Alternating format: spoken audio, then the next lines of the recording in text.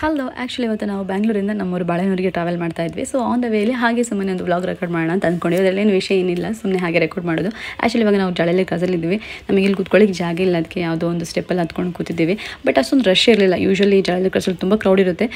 ಎಲೆಕ್ಷನ್ಗೆ ಎಲ್ಲರೂ Friday Saturday ಹೋಗಿರೋದ್ರಿಂದ ಅಷ್ಟೊಂದು ರಶ್ ಇರಲಿಲ್ಲ. ಸೊ ನಮಗೆ ಕಾಲ್ ಬಂತು, ಬಸ್ ರೆಡಿ ಇದೆ, ರೋಡ್ ಕ್ರಾಸ್ ಮಾಡಿ ಅಂತ. ಸೊ ಅದಕ್ಕೆ ನಾವು ರೋಡ್ ಕ್ರಾಸ್ ಮಾಡೋಕ್ಕೆ ಇಲ್ಲಿ ವೆಯ್ಟ್ ಮಾಡ್ತಾ ಇದ್ವಿ. ಬಟ್ ನೀವು ಅಷ್ಟೊಂದು ಜನ ಇಲ್ಲ ನೋಡಿ, ಸ್ವಲ್ಪ ಖಾಲಿ ಖಾಲಿ ಇದೆ. ಕಿಲೋಮೀಟರ್ ದೂರ ಕೊನಗುಂಟಾಗೆ ಬಸ್ ಬಂತು ನಮ್ಮದು. 8-9 ಲೈಟ್ ಆಫ್ ಮಾಡ್ತಿದ್ದಾರೆ ತುಲ ಲೈಟ್ ನೋಟೆ ಪೂರ ಹೊಟ್ಟೆ ಮಾಡ್ತದೆ ಇದ್ದಾರೆ.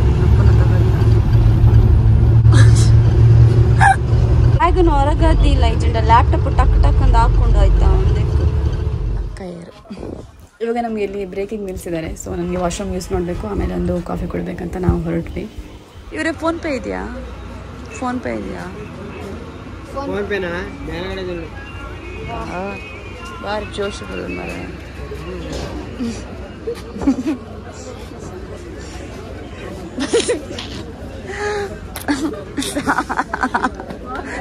ಒಂದು ಕಾಫಿ ನೋಡಮ್ಮ ಹಾಕಿದ್ರೆ ನೀವು ಫೋನ್ಪೇ 130 ಮರ 30 ಹಾಕಿದ್ರೆ ನೀವು ಅಲ್ಲಿ ಹಾಕ್ತಿದಾರಲ್ಲ ಏನು ಕಾಫಿ ಮಾರ್ರೆ. ಶುಗರ್ ಬೇಡ.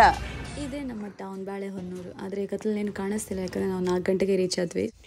ಇಲ್ಲಿ ನೋಡಿ ನಮ್ಮ 2 ಬಾಡಿ ಗಾರ್ಡ್ಸ್, ಚೋಕೋ ಮತ್ತು ಸ್ಕೂಬಿ. ಇದು ನಮ್ಮ ಮನೆಗೆ ತಂದಿರೋ ಫಸ್ಟ್ ದನ.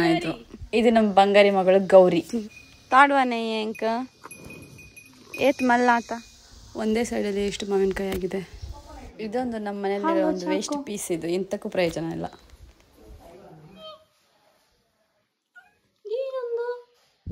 ಇದೆಂತ ಗೊತ್ತುಂಟ, ಇದು ಗಿನಿಪಿಗ್.